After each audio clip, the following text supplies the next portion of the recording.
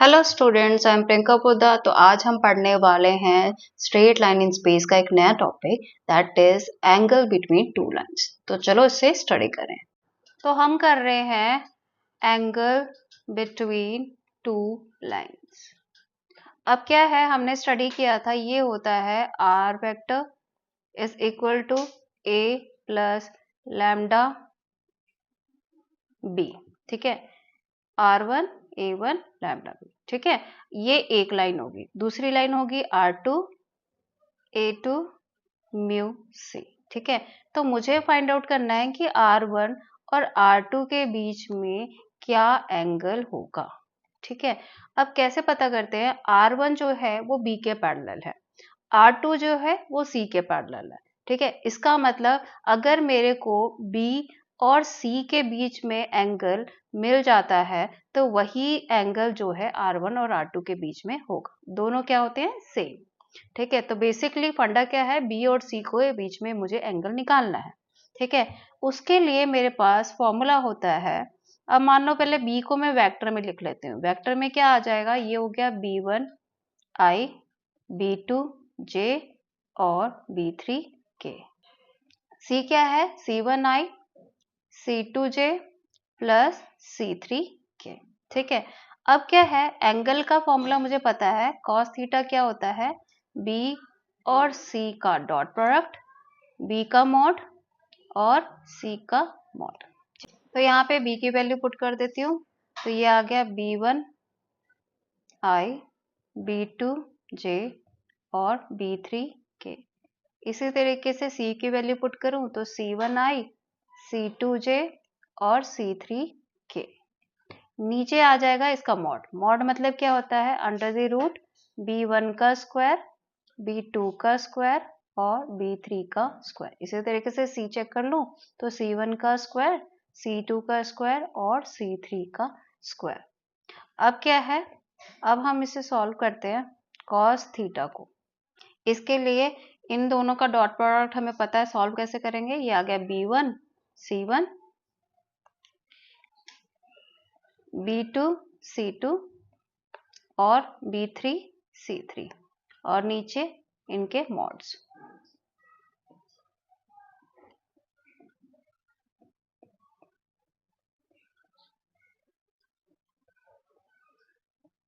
ठीक है, तो अब क्या है, अब मैं अगर cos थीटा की वैल्यू चेक कर रही हूँ तो cos थीटा जो है वो कोई भी वैल्यू दे सकता है।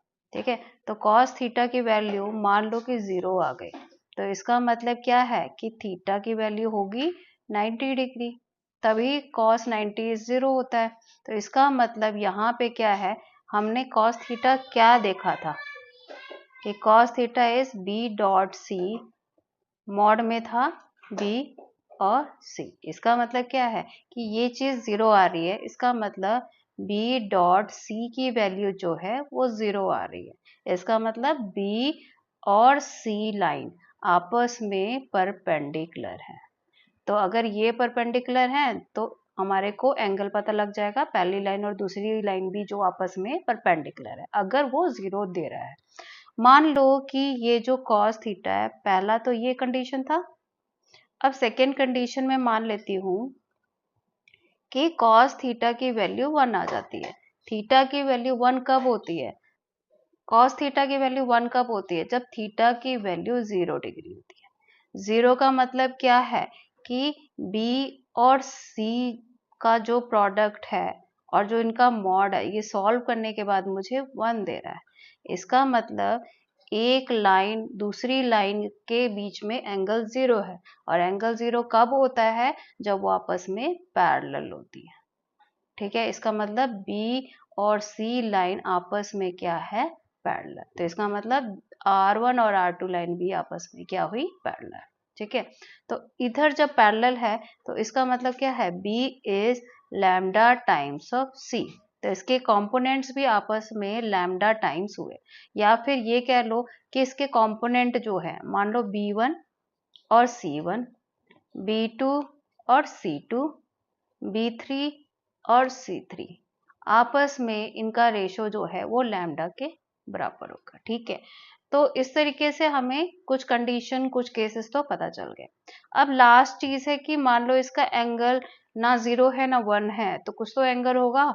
तो cos थीटा की वैल्यू सॉल्व करके हमें मिल जाएगी। जैसे cos थीटा की जो भी वैल्यू है वो यहाँ पे हमने सॉल्व करनी है और उससे मुझे cos थीटा की वैल्यू मिल जाएगी। ठीक है, तो इस तरीके से मैं ये कह सकती हूँ कि ये B डॉट C और ये मॉड B और मॉड C, इससे सॉल्व करके मुझे थीटा की वैल्यू हो जाएगी। ठीक है, तो यहाँ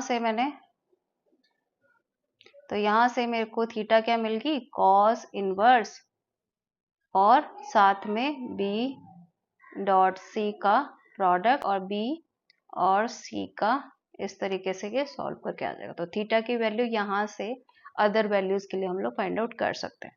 अब इसको समझने के लिए हम लोग एक क्वेश्चन देख लेते हैं। अब यहाँ पे क्या कर रहे हैं, मुझे यहाँ पे cos थीटा की वैल्यू फाइंड आउट करनी है।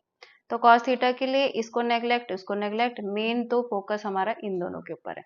ये मेरा हो गया B और ये मेरे पास है C।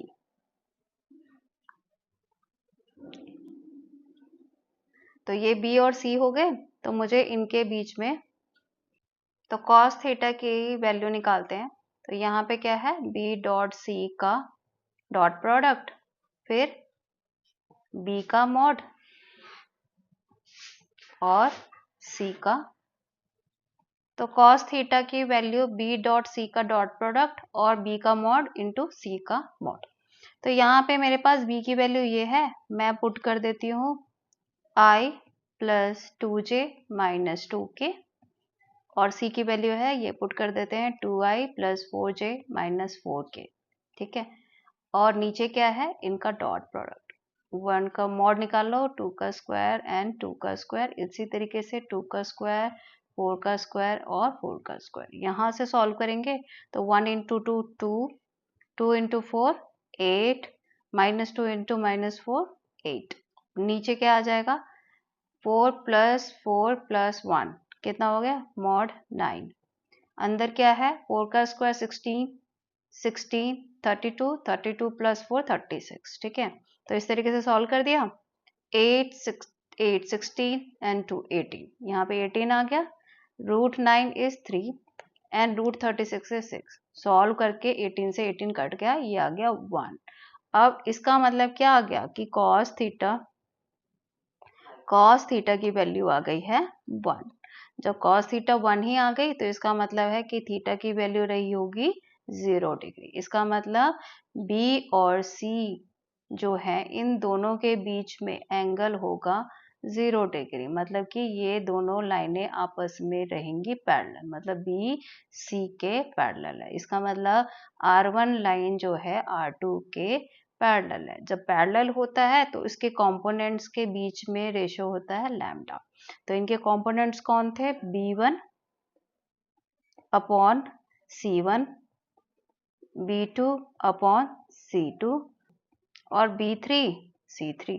तो इनका रेशो लैम्डा होगा। B और C आपस में पैरेलल होंगे और R1 और R2 लाइन भी आपस में पैरेलल होगी। इसका मतलब एंगल 0 डिग्री होगा। तो इस तरीके से हमने अंडरस्टैंड कर लिया कि एंगल कैसे फाइंड आउट करना है। अब हम देखते हैं इसका कार्टेशियन।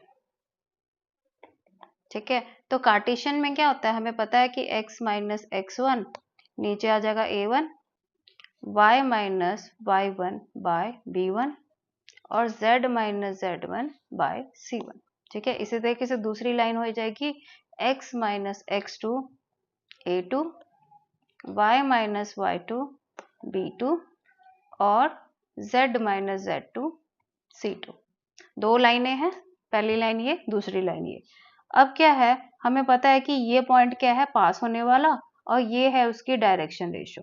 ठीक है, और मेन काम क्या है, पासिंग पॉइंट के ऊपर ध्यान नहीं रखना है, हमें डायरेक्शन रेशो पे ध्यान रखना है। तो इसका मतलब पहली लाइन का डायरेक्शन रेशो ये है, तो इसको मैं मान लेती हूँ कि ये मेरे पास m है। ठीक है, तो ये क्या है मेरे पास a1i, b1j और c1k। ठीक है, इसी तरीके से इस लाइन का जो है ये है डायरेक्शन रेशियो और इस पे डिपेंड करेगा मेरा n। ठीक है, तो n क्या लिख देती हूँ, a2i, b2j और c2k। के। अब क्या है, मुझे एंगल निकालना है, तो मैं लिख दूंगी cos theta is equal to m dot n का डॉट प्रोडक्ट, नीचे आ गया m का मॉड और नीचे आ गया n का मोड। अब क्या है, ये तो सिमिलरली जो हमने पहले किया था वैसा ही होगा, है ना। मतलब यहाँ पे m n है और वहां पे हमारे पास b और c थे, तो बाकी चीजें जितनी भी प्रोसीजर है जो एंगल निकालने के लिए सेम ही रहेगी, ठीक है। और ये सारा कार्टेशियन फॉर्म क्या है उसके जैसा ही हो जाएगा, ठीक है। तो ये हम अंडरस्टैंड कर चुके हैं, थोड़ा सा ही है बस m n है कहाँ पे, b और c के, बाकी सब कुछ सेम है प्रोसीजर। अब हम देख लेते हैं क्वेश्चन। तो अब क्या है, ये वाला एक क्वेश्चन है।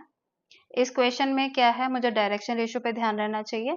अब मैं क्या निकाल लेती हूँ कि मुझे निकालना है cos थीटा, और cos थीटा में m डॉट n का प्रोडक्ट मॉड m।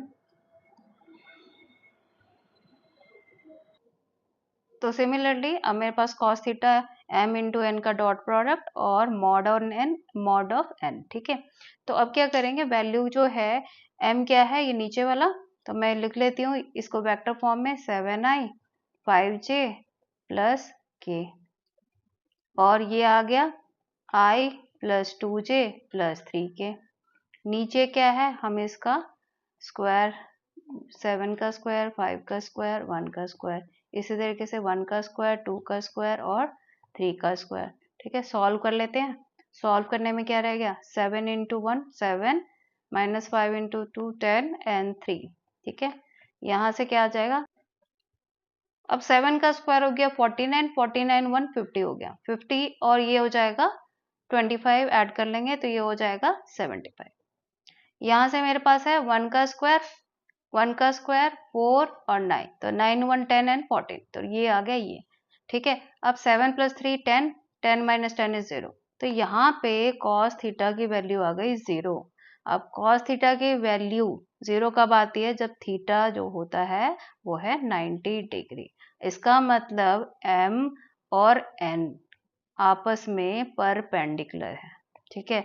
जब ये परपेंडिकुलर है इसका मतलब वो दोनों लाइनें जो है R1 और R2 लाइनें जो हैं वो आपस में क्या होंगी, perpendicular. So this was all for this topic. I hope you understand and like this video. Thank you for watching.